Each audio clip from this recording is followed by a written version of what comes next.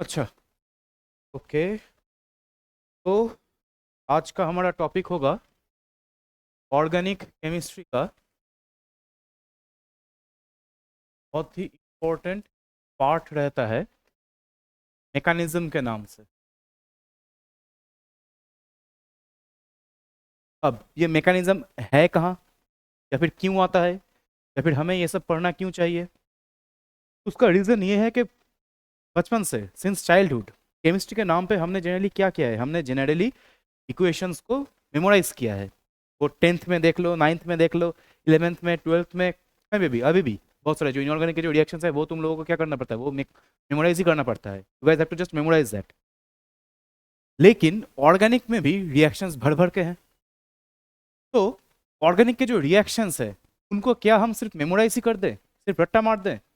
ऐसी बात तो है नहीं कि सिर्फ रट्टा ही मारना है। अगर सिर्फ रट्टा मारते हैं तो वो क्यों हो रहा है, वो रिएक्शन क्यों दूसरा कुछ नहीं बन रहा है? या फिर कभी कभार ऐसा होता है कि हम सोचते एक है बन जाता दूसरा है, तो ऐसा क्यों होता है? ये सब समझने का जो तरीका है इसका वन वर्ड आंसर है मैकेनिज्म। अगर हम ऑर्गेनिक केमिस्ट्री के इस मैकेनिज्म को समझ लें, if we can just understand the mechanism of the organic chemistry or the organic reactions, then it will be much easier for us to actually understand the organic reactions and why they are happening and what product to expect. So let's just dive into that part.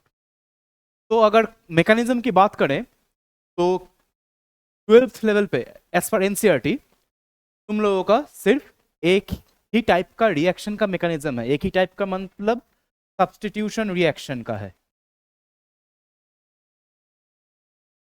ये 12th standard है। Substitution में further दो parts हैं, divisions हैं, SN2 है, SN1 है। लेकिन थोड़ा अगर ज़्यादा जान लेते हैं तो फिर प्रॉब्लम तो है नहीं। सच तो प्रॉब्लम क्योंकि है नहीं, तो हमें इसके साथ एलिमिनेशन रिएक्शन है, इसका भी जो मैकेनिज्म है वो भी थोड़ा बहुत हम देख लेंगे। क्यों देखेंगे? क्योंकि सब्स्टिट्यूशन के जो दो ऐसे मैकेनिज्म्स हैं इनके साथ एलिमिनेशन के ये दो जो मैकेनिज्म्स हैं इनका भी बहुत ज़्यादा सिमिलरिटी है। तो अगर एक देखते हैं तो फिर दूसरा देखना भी आसान हो जाता है। तो एलिमिनेशन में भी सब्स्टिट्यूशन जैसा डिवीजन है E2 और E1। तो ये चार हैं हमारे प्राइमरी मैकेनिज्म्स। प्राइमरी इसलिए बोल रहा हूँ क्योंकि इसके सिवा भी और भी बहुत सारे हैं जो नेम रिएक्शंस तुम लोग पढ़ोगे या पढ़ चुके हो शायद। जस्ट फॉर एग्जांपल राइमर-टीमैन रिएक्शन हो जाए, या फिर गेटरमैन कॉच रिएक्शन हो जाए, या फिर तुम लोगों का हेल्महोल्ट्ज-जेलेंस्की रिएक्शन हो जाए, या फिर विलियमसन सिंथेसिस हो जाए, या फिर esterification for that simplest esterification 10th में भी पढ़े थे। तो ये जो रिएक्शंस है इन सबका क्या है, इसका एक मैकेनिज्म है। लेकिन अभी के लिए for this class we are not going to focus on those mechanisms, we are going to focus on this 4 types of mechanism starting with the SN2। पहले SN2 को अच्छे से समझेंगे, उसके ऊपर बिल्डअप करेंगे SN1 का। फिर जब SN2 और SN1 क्लियर हो जाएगा तब SN2 से हम जाएंगे E2 की तरफ, और SN1 से हम जाएंगे E1 की तरफ। ये हम लोगों का नॉर्मल स्कीम रहेगा going forward in this class. I hope that's clear. Okay, तो विथ दैट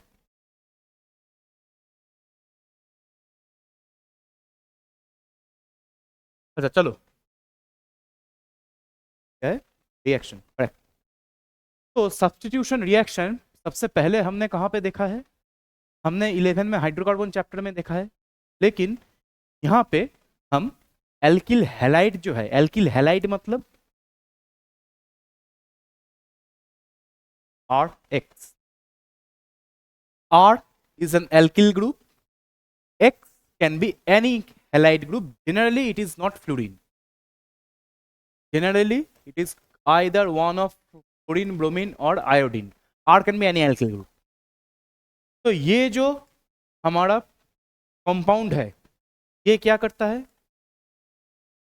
RH में अगर हमने कोई सपोज फॉर एग्जांपल बेस दे दिया, फॉर एग्जांपल बेस कोई भी ले सकते हैं, NaOH ले सकते हैं। तो NaOH अगर दे दिए तो एल्किल हैलाइड से हमें क्या मिलेगा? हमें मिलेगा एक अल्कोहल, और उसके साथ यहाँ पे सोडियम हैलाइड हमारा रह जाएगा। तो ये बन जाता है हमारा क्या, एक रिएक्शन।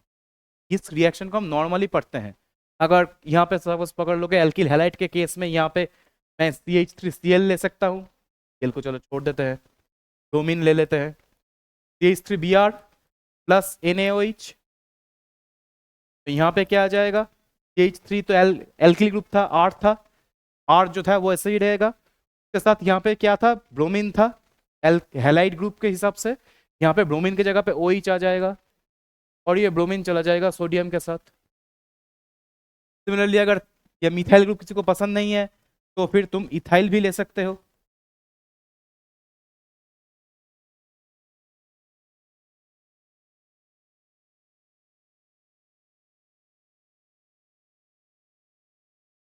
रिएक्शन सेम ही रहेगा। अगर ये भी पसंद नहीं है, थोड़ा बड़ा लेना है ग्रुप, ले लो।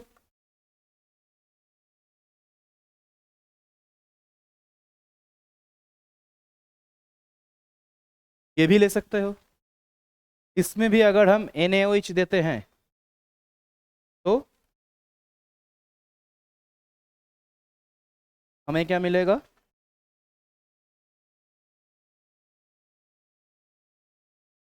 हमें यही मिलेगा। तो अभी यहाँ पे देखो कि हमने पहले इमीडिएटली क्या लिखा था, RX। जब RX है, RX के नाम पे हमने क्या लिया था, एल्किल हैलाइड। एल्किल हैलाइड कुछ भी हो सकता है। हमने यहाँ पे क्या क्या लिया था, एक 1 डिग्री ले लिए। 1 डिग्री एल्किल हैलाइड, क्यों 1 डिग्री है, क्योंकि यहाँ पे जो हेलोजन एटम है, हेलोजन एटम कौन है, यहाँ पे ब्रोमीन है, इसके साथ जो कार्बन जुड़ा है उसके साथ और दूसरा कोई कार्बन यहाँ पे जुड़ा नहीं है। इसको 1 डिग्री ना बोल के इसको सिर्फ मिथाइल ही बोलते हैं, ज़्यादा अच्छा रहेगा। ये एक मिथाइल हैलाइड है, टू बी ऑनेस्ट एक मिथाइल ब्रोमाइड है। 1 डिग्री का जो नाम है वो यहाँ पे ज़्यादा इफेक्टिव रहता है। क्यों, क्योंकि यहाँ पे जो हेलोजन एटम है इसके साथ जो कार्बन जुड़ा है, इस कार्बन के साथ एक और कार्बन यहाँ पे जुड़ा है, तो एक और कार्बन जुड़ा है तो ये हो जाता है 1 डिग्री। सिमिलरली यहाँ पे जो हमारा हेलोजन एटम है, इसको कैरिंग कार्बन, इसको जो कार्बन कैरी कर रहा है वो कौन कर रहा है, ये कर रहा है। इसके साथ कितने और कार्बन जुड़े हैं, यहाँ पे 1 2 3, तो ये बन जाता है हमारा 3 डिग्री।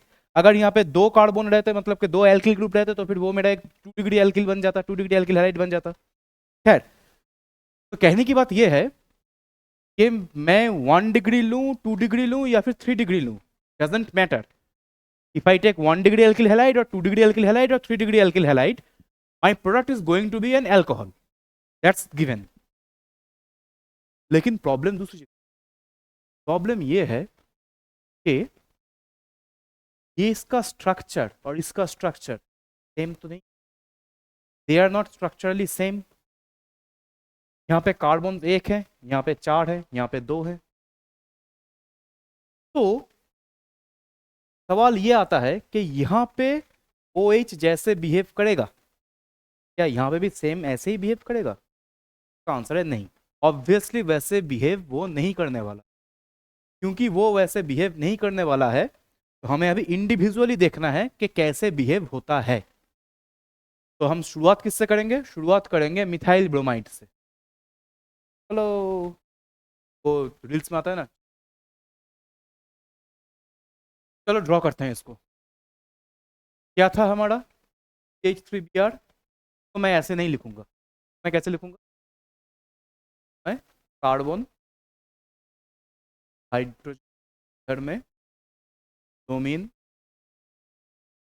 सॉलिड एज H2H, ऐसे लिख सकता हूँ। 3 डायमेंशनल ऐसे ही मिलेगा। तो यहाँ पे क्या होता है,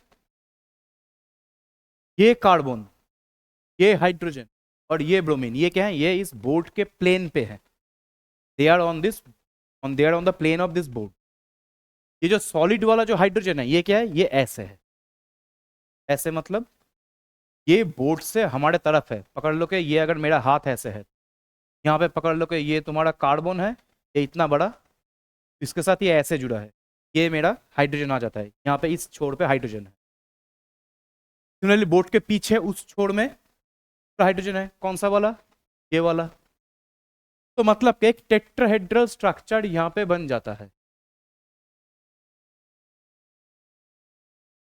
एक टेट्राहेड्रल स्ट्रक्चर यहाँ पे बन जाता है हमारा।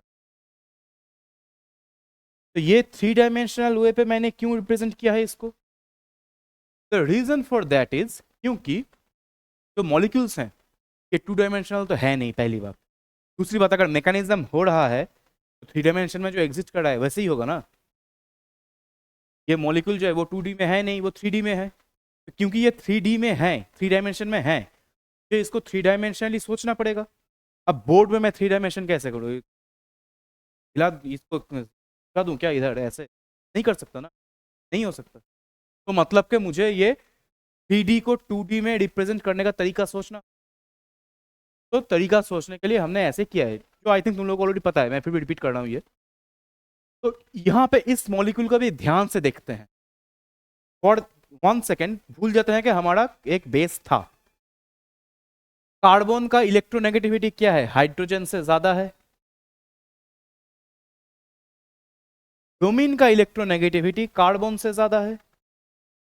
तो मतलब के यहाँ पे हाइड्रोजन्स क्या होंगे? डेल्टा प्लस रहेंगे, पार्शियल पॉजिटिव चार्ज कैरी करेंगे। कार्बन यहाँ पे कंपेयर टू दिस हाइड्रोजन्स एक डेल्टा प्लस उसको, डेल्टा माइनस उसको कैरी करना चाहिए compare to this hydrogens. Mind it, ये 3 हाइड्रोजन्स के मुकाबले कार्बन के ऊपर क्या रहना चाहिए? कार्बन के आसपास में क्या रहना चाहिए? इलेक्ट्रॉन डेंसिटी ज्यादा होना चाहिए। Electron density from these 3 CH bonds should move closer to the carbon nucleus. So as a result of that, the carbon nucleus should enjoy a greater amount of electron density. So for that reason, this carbon should have a delta minus. But the problem is, this carbon is indeed joined with another bromine atom. As this carbon is joined with a bromine atom, that bromine is far more electronegative than carbon. So as a result, this bromine actually enjoys the delta minus and this carbon enjoys delta plus. मतलब के partial negative charge जो है वो bromine के ऊपर रहता है, carbon के ऊपर थोड़ा पार्शियल नेगेटिव चार्ज नहीं, पार्शियल पॉजिटिव चार्ज रहता है। हाइड्रोजन के ऊपर तो है ही, लेकिन यहाँ पे सेविंग ग्रेस क्या है कि कार्बन और हाइड्रोजन का जो इलेक्ट्रोनेगेटिविटी का डिफरेंस है वो बहुत ज़्यादा नहीं है। तो ये कार्बन और हाइड्रोजन के बीच में डेल्टा प्लस डेल्टा माइनस होना चाहिए था, वो बहुत ज़्यादा होता नहीं है। तो मतलब कि ideally we can just note this.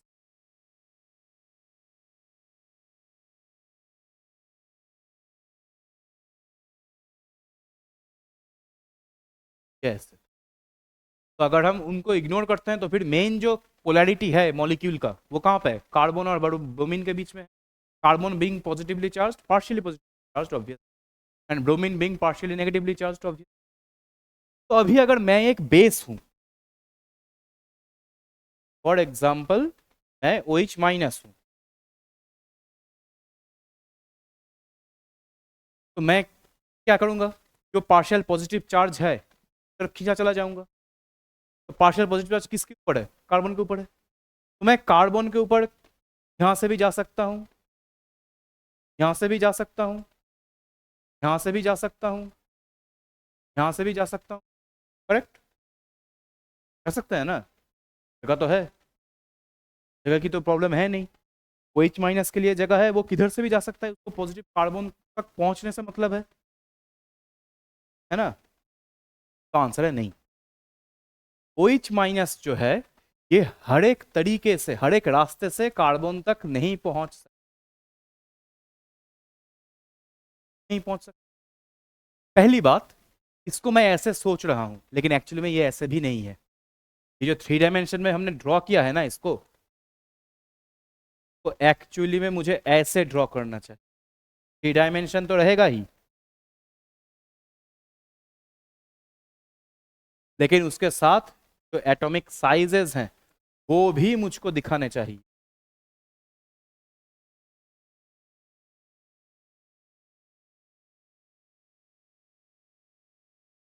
तो अभी देखो, अगर मैं अभी बेस हूं तो यहाँ पे क्या है? ब्रोमीन का इलेक्ट्रॉन क्लाउड है,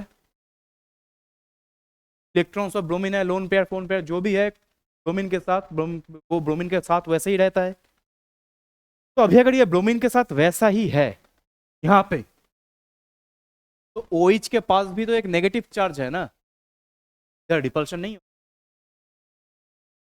एग्जैक्टली यहाँ पे रिपल्शन होने वाला है, because there is going to be a repulsion in between the electrons present already on bromine atom and that of the negative charge of hydroxyl.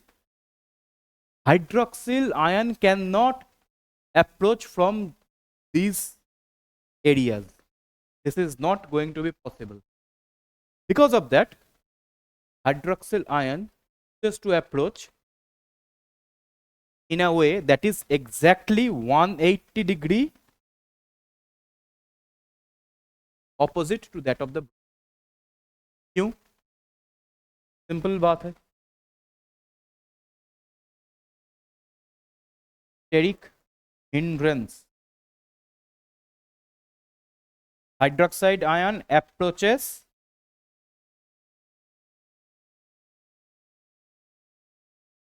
the carbon atom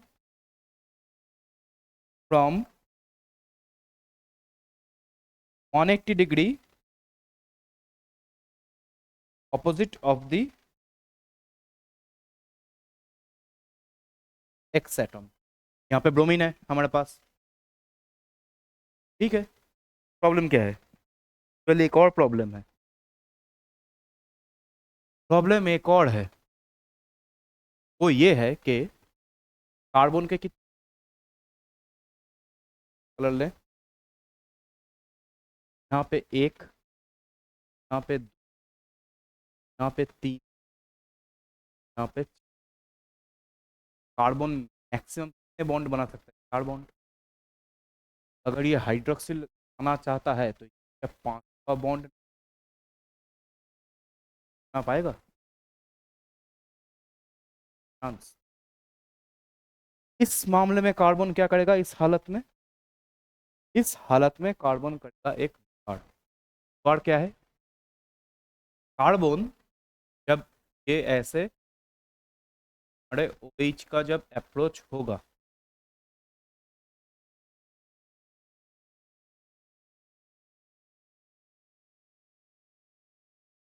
तब carbon क्या करेगा? Carbon एक जुगाड़ लगाएगा. जुगाड़ क्या है? कि ना वो हाइड्रोक्सिल आयन को दिलाएगा, ना वो ब्रोमीन को. वो क्या करेगा? दोनों को एक साथ लेके चल, लेकिन जैसे कि हमें पता है तो एक साथ लेके नहीं, तो एक ना एक को उसको अल्टीमेटली छोड़ना पड़ेगा. छोड़ने वाली बात में बाद में आते हैं, पहले देखो यहाँ पे क्या है. कार्बन और ऑक्सीजन के एक नया बॉन्ड तैयार हो रहा है. अगर नया बॉन्ड यहाँ पे तैयार हो रहा है, पहली बात तो यहाँ पे तैयार हो क्यों रहा है? कार्बन और ऑक्सीजन के बीच अच्छा अच्छा भला कार्बन तो था, यहाँ पे कार्बन और ब्रोमीन के बीच में बॉन्ड तो था. तो आंसर है कि that bond was weak. CBr bond was weak and carbon oxygen bond is a strong bond due to their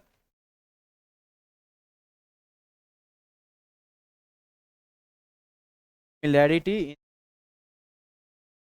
sizes. तो मतलब कि यहाँ पे बॉन्ड वीक मतलब क्या? यहाँ पे एनर्जी कम, यहाँ पे बॉन्ड ज्यादा स्ट्रांग मतलब क्या? यहाँ पे एनर्जी ज्यादा. एनर्जी मतलब क्या? Energy is the currency of the atomic world. ऐसा एनर्जी यहाँ पे क्या है? ज्यादा मिल सकता है.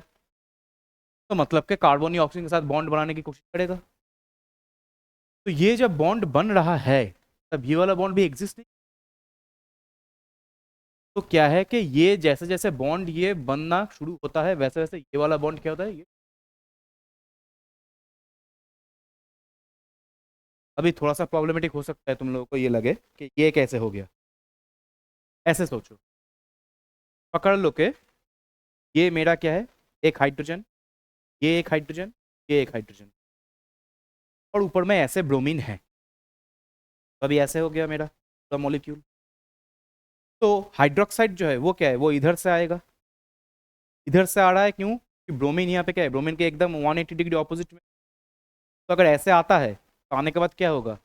ये जो हाइड्रोजन थे ये क्या होगा? ये धीरे धीरे क्या होंगे? एक जगह की कमी है ना, कार्बन का खुद का जगह भी कम है ना, साइज कम है कार्बन का. तो जैसे जैसे यहाँ पे OH अप्रोच करेगा, ये 3 हाइड्रोजन क्या है, ये ऐसे ऐसे स्प्रेड आउट हो जाएंगे और कार्बन ऑक्सीजन के बीच का बॉन्ड बनना शुरू होगा और कार्बन ब्रोमीन का बीच का बॉन्ड टूटना शुरू होगा। तो यहाँ पे वो हमने दिखाया है इस लाइन पे। यहाँ पे देखो 3 हाइड्रोजन जैसे थे वो वैसे ही क्या है, आंसर नहीं, वो भी वैसे नहीं है। वो क्या है, पहले वो ऐसे थे भी ऐसे हो सबके, ये ऐसे पकड़, पहले ये ऐसे थे अभी ऐसे हो। मतलब कि ये जो हाइड्रोजन है ये इस बोर्ड के प्लेन पे ही है, ये OH और ये ब्रोमीन और ये कार्बन ये भी प्लेन में ही है। लेकिन ये वाला जो हाइड्रोजन है ये प्लेन से ऊपर है, मतलब बोर्ड के प्लेन से ऊपर है, मतलब कि ये ऐसे है। और ये वाला जो हाइड्रोजन है ये क्या है, बोर्ड के पीछे। तो मतलब के हाइड्रोजन हाइड्रोजन कह रहा हूं, हाइड्रोक्सिल, कार्बन और ब्रोमीन, इनका जो प्लेन है ये तीनों हाइड्रोजन मिलके एक प्लेन बनाता है जो कि परपेंडिकुलर है। मतलब कि अगर ये मेरा एक प्लेन है, OH, कार्बन और ब्रोमीन है, तो एक दूसरा प्लेन है जो कि परपेंडिकुलर है इस प्लेन का। यहाँ पे क्या है, यहाँ पे मेरे हाइड्रोजन, ये ऐसे सेम चीज नहीं। अभी जैसे जैसे टाइम बीतेगा वैसे वैसे क्या होगा कि ये कार्बन और ब्रोमीन का बॉन्ड बिल्कुल ही टूट जाएगा और ये कार्बन ऑक्सीजन बॉन्ड बन जाएगा। अल्टीमेटली हमें क्या मिलेगा, अल्टीमेटली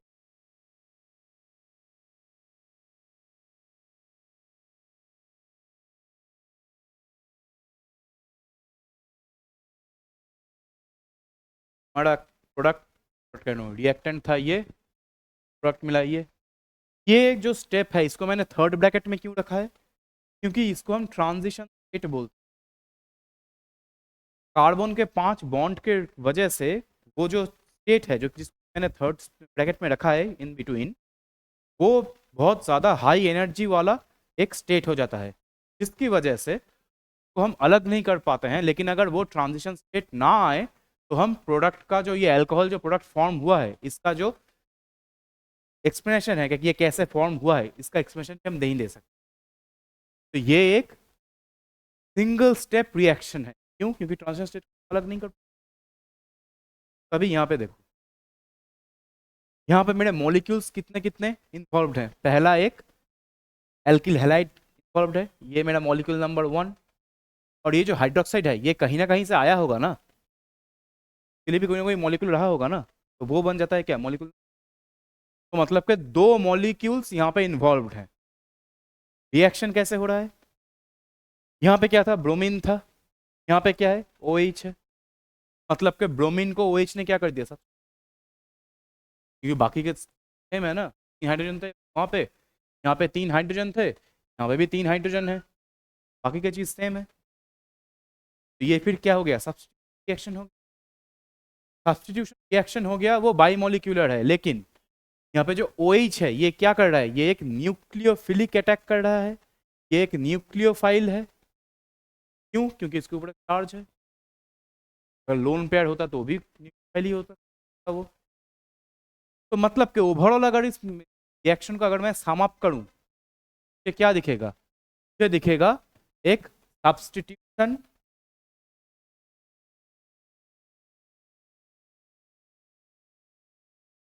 फिर न्यूक्लियोफिलिक अटैक हो रहा है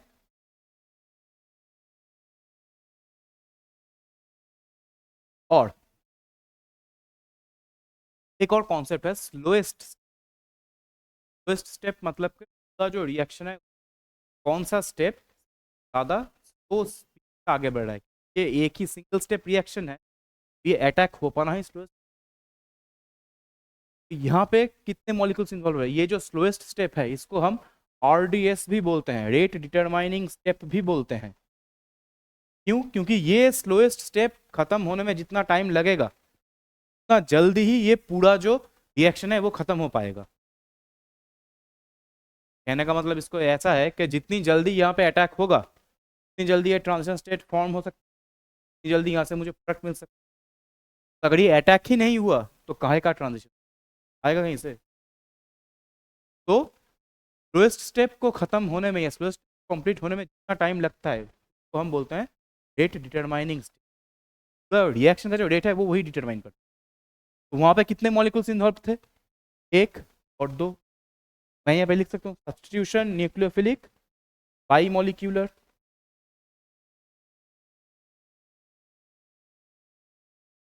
अभी यहाँ से S को उठा लो, यहाँ से N को उठा लो, यहाँ से B को नहीं उठाना है, बाई का मतलब जो 2 है उसको उठाना है। क्या आ गया, SN, ये हो गया हमारा SN2 रिएक्शन। तो खास बात क्या है यहाँ पे, पहले एक सिंगल स्टेप रिएक्शन होगा, दूसरा जो हैलाइड है उसके बिल्कुल 180 डिग्री ऑपोजिट से न्यूक्लियोफाइल का अटैक होगा, तीसरा यहाँ पे जो ट्रांजिशन स्टेट है वहाँ पे कार्बन का ऑलमोस्ट 5 बॉन्ड्स रहेंगे, और चौथा डोमेन यहाँ पे जिस साइट पे था यहाँ पे OH के सेम साइट। मतलब कि अगर मैं ऐसे एक लाइन, इमेजिनरी लाइन अगर मैं सोच लूं, इस लाइन के इस साइड में क्या था ब्रो, इसी लाइन के इस साइड पे क्या है, OH है। तब साइड चेंज हुआ, साइड चेंज कितना हुआ है, कार्बन के, तो हम बोलते हैं इंसर्शन कॉन्फ़िगरेशन में कार्बन के साथ जो कैसे जुड़े हैं, अरेंजमेंट स्टाइल को हम बोलते हैं कॉन्फ़िगरेशन। एग्जाम्पल पकड़ लो के एक इंसान ड्रॉ करते हैं,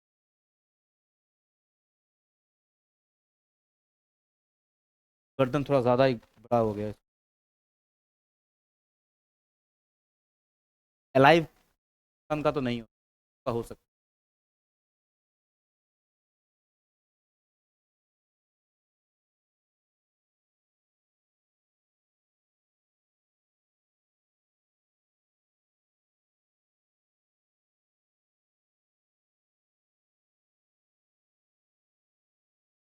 ये क्या है, ये एक इंसान है, लेकिन अगर मैं इसको ऐसे, एक इंसान को ऐसे ड्रॉ,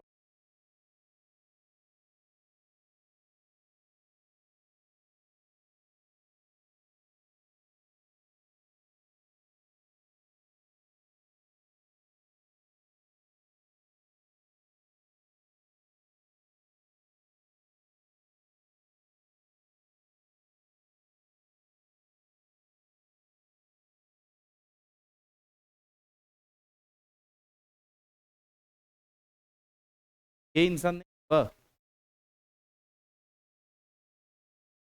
अरे, पहला वाला इंसान है, मतलब कि ये वाला इंसान है, ये ह्यूमन लग रहा है, ये वाला तुम लोग बोल रहे हो कि नहीं है, क्यों नहीं है, नहीं है। इसका रीजन है कि जो ये मेन पार्ट्स हैं, ये जो पार्ट है तो हम क्या बोलते हैं, कई दफा टॉर्सो बोलते हैं। टॉर्सो के रिस्पेक्ट में हमें क्या पता है, सर जो है वो गर्दन के साथ क्या है, टॉर्सो के ऊपर रहेगा, नीचे क्या है, दो पैर रहेंगे, अगल बगल दो हाथ रहेगा। टॉर्सो के रिस्पेक्ट में ऊपर में क्या चाहिए, ये अगर मेरा टॉर्सो है तो ऊपर में क्या होना चाहिए, हेड के इधर क्या चाहिए, एक हैंड, इधर होना चाहिए एक हैंड के, इधर दो लेग, यहाँ पे वो है, यहाँ पे क्या है, टॉर्सो, इसके ऊपर में क्या आ गया है, ऊपर में हैंड आ गया है, इस साइड में क्या हेड आ गया है, इधर क्या है, लेग आ गया है, नीचे इधर में एक हैंड है, एक लेग नीचे। तो मतलब टॉर्सो के रेस्पेक्ट में जो जिस चीज को जैसे रहना चाहिए था, अटैच्ड टू द टॉर्सो, वो फर्स्ट केस में ही है, सेकंड केस में नहीं है। तो इसलिए फिर ये क्या है, ये दूसरा कुछ हो सकता है बट ह्यूमन नहीं हो सकता। तो ये टॉर्सो के रेस्पेक्ट में जो डिफरेंट डिफरेंट बॉडी पार्ट्स हैं वो जैसे जैसे अटैच्ड हैं, इसको हम क्या बोलेंगे, कॉन्फ़िगरेशन।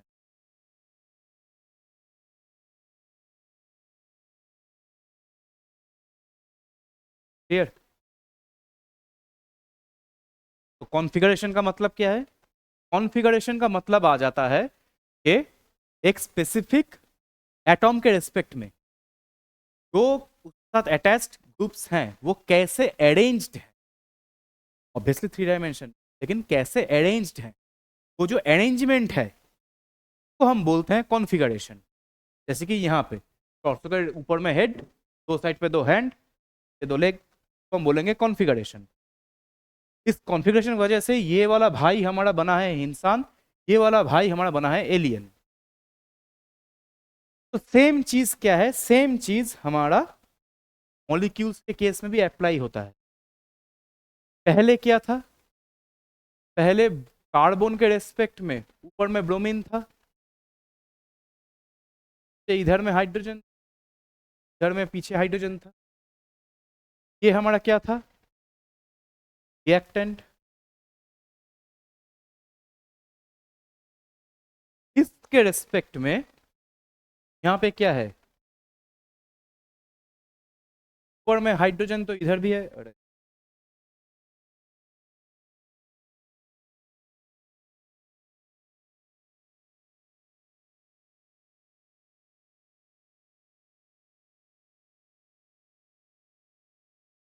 ऊपर में हाइड्रोजन यहाँ पे भी है, यहाँ पे भी है। ऊपर में मतलब प्लेन के ऊपर में इस तरफ टॉवर्ड्स अस हाइड्रोजन यहाँ पे भी है, यहाँ पे भी है, पीछे भी है। लेकिन ब्रोमीन जो इधर था वो नहीं है, यहाँ के ऑपोजिट साइड में वो ही आ गया है। मतलब के कार्बन के साथ जो ग्रुप अटैच थे उनका क्या हुआ है? उसका कॉन्फ़िगरेशन जो में चेंज आया है। चेंज ये कैसा है? चेंज ये इन्वर्शन आ गया है, इन्वर्टेड हो गया, तो हम बोलते हैं इन्वर्शन ऑफ कॉन्फ़िगरेशन।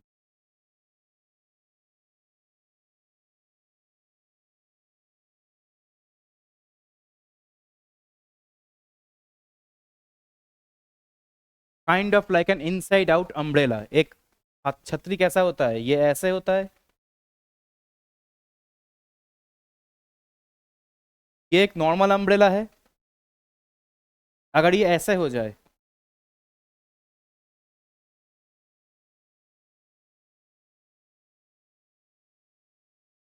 ये काइंड ऑफ ऐसा हो गया है। ये क्या हो गया? Inside out. यहाँ पे भी सेम कहानी है। पहले क्या था? ये ग्रुप्स क्या थे? ये ऐसे थे, इधर ब्रोमीन था। अभी क्या है? अभी ये ऐसे हो गया है। तो ये क्या हो गया? ये हमारा इनसाइड आउट हो गया कॉन्फ़िगरेशन में। तो इसको हम बोलते हैं वर्शन ऑफ कॉन्फ़िगरेशन। क्लियर? अच्छा, SN2 को लेके लास्ट में अगर कुछ बात बोलना है तो वो ये है कि जो अटैकिंग है OH का कार्बन के ऊपर, और जो ब्रोमीन का लीव करने का जो टेंडेंसी कह रहा हूँ, ब्रोमीन का बॉन्ड जो ब्रेक हो रहा है CBR का, वो सब साइमल्टेनियसली हो रहे हैं। ऐसा नहीं है कि पहले OH यहाँ पे अटैक कर रहा है फिर ब्रोमीन छूट रहा है, कि ब्रोमीन पहले छूट रहा है फिर OH अटैक कर रहा है, नहीं। तो साइमल्टेनियसली ये दो प्रोसेस हो रहे हैं। इसलिए क्या है? ये एक वन स्टेप रिएक्शन है। लेकिन अगर यही हमारा ये वाले भाई साहब रहे,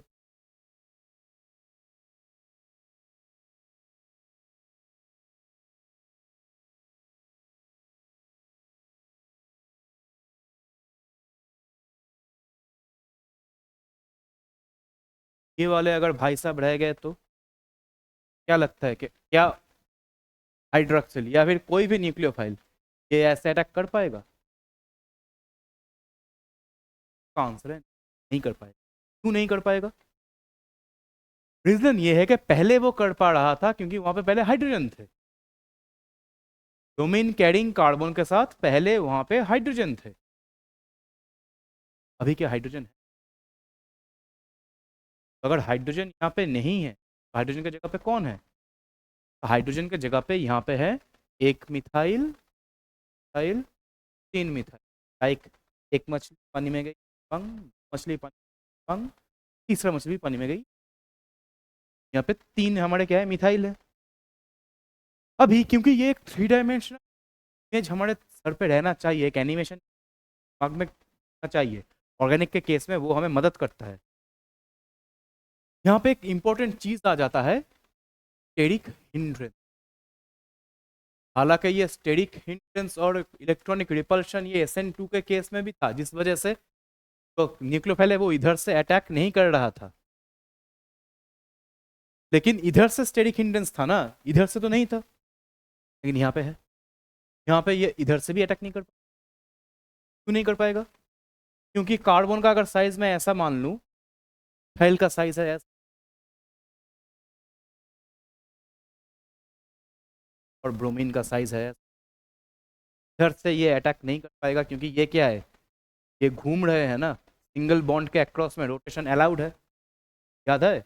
और जो ओवरलैपिंग है वो हमारा सिग्मा सिग्मा ओवरलैप होता है। पकड़ लो कि ये क्या है, ये sp3 हाइब्रिडाइजेशन है ना यहाँ पे, तो sp3 का मतलब क्या है कि ये ऐसे होगा, तो इसके साथ जो दूसरा ये ऐसे कर रहा है, ये जो ओवरलैपिंग हुआ है, ये अगर घूमते रहते हैं तो फिर ये ओवरलैप के क्या होता है, ओवरलैप के कुछ इफेक्ट पड़ता ही नहीं है। तो मतलब कि सिंगल बॉन्ड के अक्रॉस में रोटेशन क्या है, वो अलाउड है।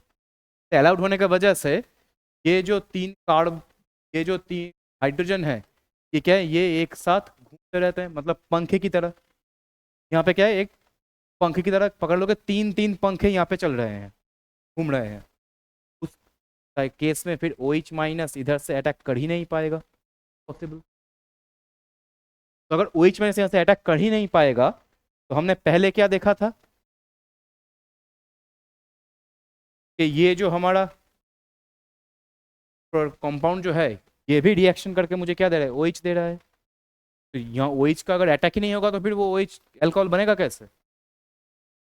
का आंसर है कि यहाँ पे हमारा OH का अटैक होना जरूरी है, इसलिए जरूरी है। लेकिन कार्बन ब्रोमीन का बॉन्ड ब्रेकेज और OH का अटैक साइमल्टेनियस, वो जरूरी है SN के लिए। लेकिन यहाँ पे क्योंकि स्टेरिक हिंड्रेंस है, तो इसलिए OH पहले अटैक नहीं कर सकता। इस केस में क्या होगा, इस केस में पहले हमारा बॉन्ड ब्रेकेज होगा। कौन सा बॉन्ड ब्रेकेज होगा? ये जो कार्बन ब्रोमीन वाला जो बॉन्ड है, ये वाला पहले ब्रेकेज होगा। ये वाला अगर ब्रेक करता है, या फॉर दैट मैटर अगर क्लीव करता है, क्या होगा? देखो सी, मैं मिथाइल CH3 को मिथाइल से लिखने वाला हूँ अभी। ये ब्रोमीन, ये भी एक मिथाइल, ये भी एक मिथाइल। ब्रोमीन क्या है, ज़्यादा इलेक्ट्रोनेगेटिव है कंपेयर टू कार्बन। तो ब्रोमीन क्योंकि ज़्यादा इलेक्ट्रोनेगेटिव है कंपेयर टू कार्बन, तो जब ये CBr बॉन्ड टूटेगा, तब क्या है, ये जो सिग्मा बॉन्ड पेयर जो था, ये क्या है, ब्रोमीन के साथ आ जाएगा। तो इससे क्या होगा, इससे हमें मिलेगा एक कार्बोकैटायन।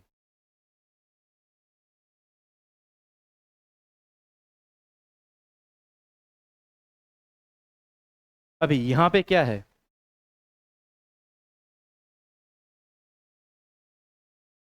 यहाँ पे क्या है, यहाँ पे इसका था जियो हाइब्रिडेशन sp3 होने के लिए जियोमेट्री था क्या, टेट्राहेड्रल। यहाँ पे अभी क्या है, इसके साथ एक सेकेंड ऑर्बिटल है, वो आ गया है। तो यहाँ पे क्या हो गया, यहाँ पे sp2 होने के लिए इसका जो जियोमेट्री है वो क्या हो गया, वो प्लेनर हो गया। मतलब पकड़ लो कि ये तुम्हारा 3 मिथाइल है, ये एक मिथाइल, ये एक दूसरा मिथाइल, और पकड़ लो कि ये तुम्हारा तीसरा मिथाइल। 3 मिथाइल ये ऐसे हैं, फिर ऐसे, तो भी मन चाहे। कार्बन क्या है, यहाँ पे है, यहाँ पे ऊपर ये जो स्टाइलस है, यहाँ पे ऊपर में क्या है, एक p ऑर्बिटल का, एक वैकेंट p ऑर्बिटल का एक लोब, ये दूसरा लोब। तभी ये क्या है, एक प्लेनर बन गया। प्लेनर बन गया तो फिर इनके बीच में फिर एंगल कितना आ गया, 120 डिग्री करके आ गया। यहाँ पे जो कि कितना था, 109 डिग्री 30 मिनट्स था, तो मतलब क्या है, जगह बढ़ गया। ये हमारा क्या है, ये हमारा एक इंटरमीडिएट।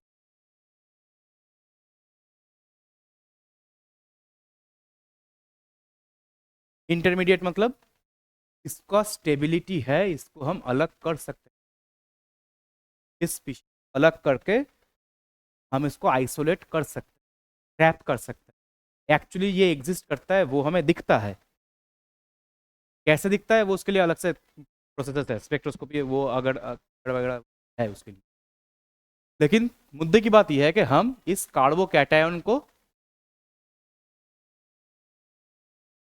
अलग कर सकते हैं, it this can be trapped. Trap तो वो हो गया, ट्रैप हो गया मतलब उसका एग्जिस्टेंस है रिएक्शन मिक्स। लेकिन रिएक्शन मिक्स में क्या है, OH माइनस भी है। अब ये OH माइनस क्या करेगा, फिर से याद रखो, ये क्या था, ये एक मिथाइल, ये एक मिथाइल, और ये दूसरा, सॉरी तीसरा। और में क्या है, एक पी ऑर्बिटल का एक वैकेंट लोब, ये क्या है, दूसरा वैकेंट लोब। OH माइनस जो है ये या तो ऊपर से या फिर नीचे से इस पॉजिटिव चार्ज कैरिंग कार्बन पे अटैक करेगा। चांसेस कितने हैं, 50। तो मतलब कि जब ये अटैक होगा तब क्या है, अल्टीमेटली हमें मिल जाएगा,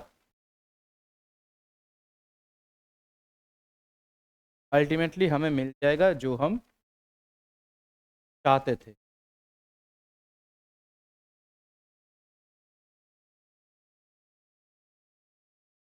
क्या किए, पहले एक 3 डिग्री एल्किल हैलाइड लिए, 3 डिग्री एल्किल हैलाइड को लेके के साथ NaOH का रिएक्शन करवाने की कोशिश, क्योंकि 3 डिग्री एल्किल हैलाइड है, जगह की कमी है, वहाँ पे sp3 है, hybridisation carbon, halogen carrying carbon का sp3 हाइब्रिडाइजेशन हमारा।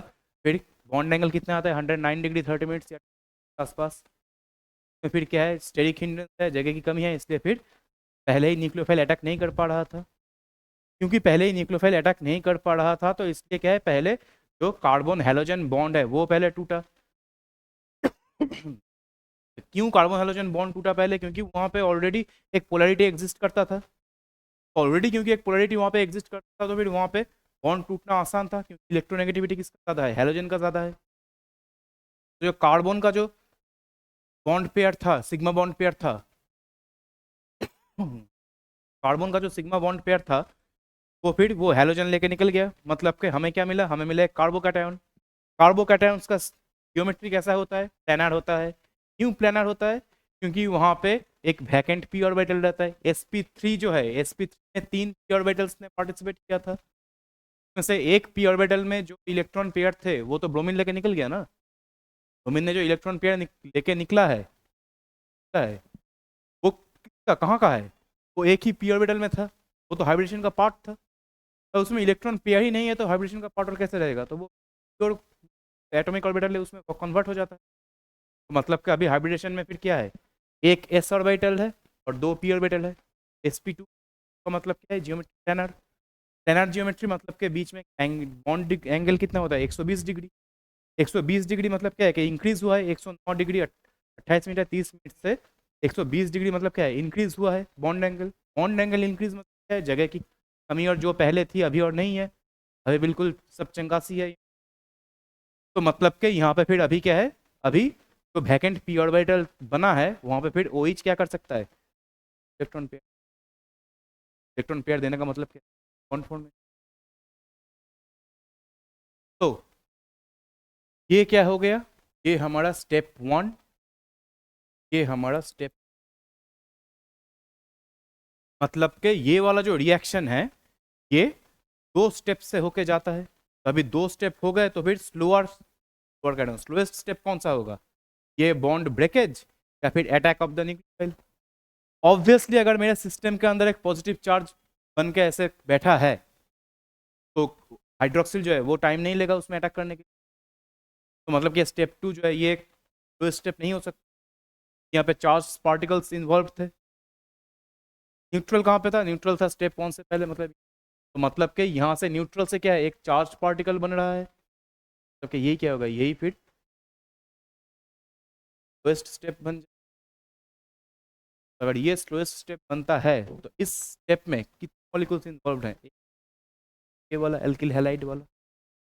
तो मतलब के सब्स्टिट्यूट तो अगर देखें तो यहाँ पे भी हो रहा है ना, ब्रोमीन रिप्लेस कर रहा है किस, सॉरी OH रिप्लेस कर रहा है किसको, ब्रोमीन को।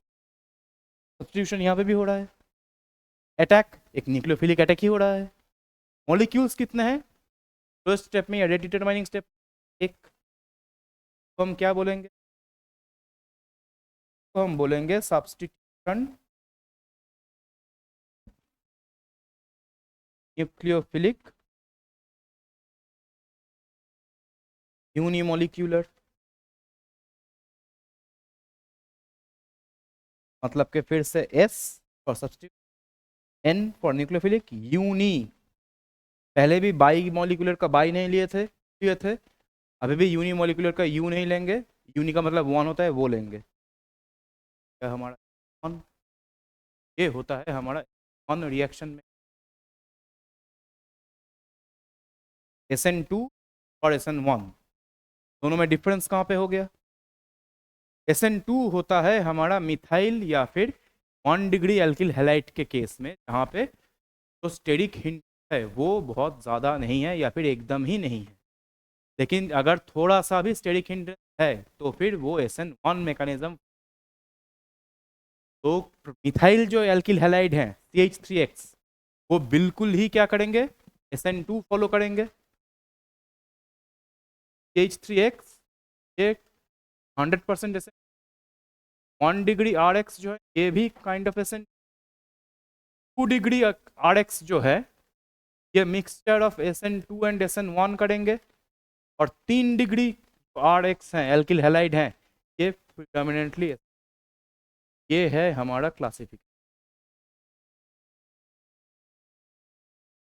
अब 2 डिग्री के केस में SN2 कितना होगा SN1 कितना होगा वो डिपेंड करता है कि वहाँ पे जो हेलोजन कैरिंग कार्बन है के साथ कौन कौन से एल्किल ग्रुप्स, यहीं तक था हमारा। अच्छा एक और चीज़, हाँ ठीक है, थे SN2 में हमारा क्या था, इन्वर्शन ऑफ, यहाँ पे क्या है मेरा, अगर ये carbon positive charge carrying carbon है, यहाँ पे क्या है नीचे ऑर्बिटल, ऊपर में एक ऑर्बिटल सेकंड है, तो अगर हाइड्रोक्सिल इधर से अटैक करता है तो ये क्या होगा, ये ऊपर से, अगर इधर क्या है, इधर एक पी ऑर्बिटल है वैकेंट, इधर एक पी, अगर हाइड्रोक्सिल नीचे से अटैक करता है क्या होगा, ये ऐसे जाएगा, ये ऐसे घूम जाएगा, ऐसे उठ जाएगा ऊपर, अगर नीचे से अटैक हो रहा है तो फिर ये ऐसे था, ये ऐसे ऊपर, लेकिन अगर ऊपर से अटैक हो रहा है तो फिर क्या था, ये ऐसे था, ये ऐसे घूम, मतलब कि यहाँ पे 50-50 जो चांस हैं इधर से या इधर से अटैक करने के वजह से हमें यहाँ पे क्या मिलेगा, हमें यहाँ पे जो कॉन्फ़िगरेशन है वो भी आधा आधा बटा हुआ मिलेगा, आधा आधा बटा हुआ के रेस्पेक्ट में ओरिजिनल जो हमारा कॉन्फ़िगरेशन था यहाँ पे। तो ऐसे जो आधे आधे होते हैं ऐसे केसेस को हम बोलते हैं रेसिमाइजेशन। एक्चुअली स्टीरियोकेमिस्ट्री के ऊपर एक कंप्लीट क्लास लेना इंपॉर्टेंट है, लेकिन ये जो टर्म्स हैं के साथ थोड़ा बहुत तुम लोग फेमिलियर तो हो ही सकते हो अभी के लिए, एटलीस्ट आज के लिए। अच्छा फिर SN2 में क्या था, कंप्लीट इन्वर्शन ऑफ कॉन्फ़िगरेशन था, क्या SN1 में कंप्लीट रेसिमाइजेशन होगा, का आंसर है 100% रेसिमाइजेशन, ये कभी नहीं होने वाला, थोड़ा बहुत इन्वर्शन ऑफ कॉन्फ़िगरेशन हमें दिखेगा। क्यों दिखेगा, क्योंकि ये बॉन्ड टूटना इंपॉर्टेंट है, ये बात सही है, लेकिन उससे पहले भी कोई ना कोई एक तो कोई हाइड्रोक्सिल या न्यूक्लियोफाइल वहाँ पे अटैक कर ही सकता है, दैट केस फिर इस वजह से SN1 के केस में मेजॉरिटी हमें रेसिमाइजेशन ही मिलेगा, ये मेजॉरिटी केस हो जाएगा, लेकिन थोड़ा बहुत इन्वर्शन ऑफ कॉन्फ़िगरेशन भी हमें देखना, क्लियर। ये गए हमारे SN2 और SN1 रिलेटेड केमिकल एस्पेक्ट से। केमिकल मतलब के मॉलिक्यूल कैसे एग्जिस्ट कर रहा है, थ्री डायमेंशन, एकदम पहले ही बोले थे कि डायमेंशनल ऑब्जेक्ट्स हैं कि हमें डायमेंशन, ये था हमारा SN1 और SN2 और E1 है, वो यहाँ से काफ़ी हद तक मिलता जुलता है, लेकिन वो आज नहीं करेंगे, वो हम नेक्स्ट दिन में कर लेंगे। प्रॉब्लम नहीं हो। ओके, आज के लिए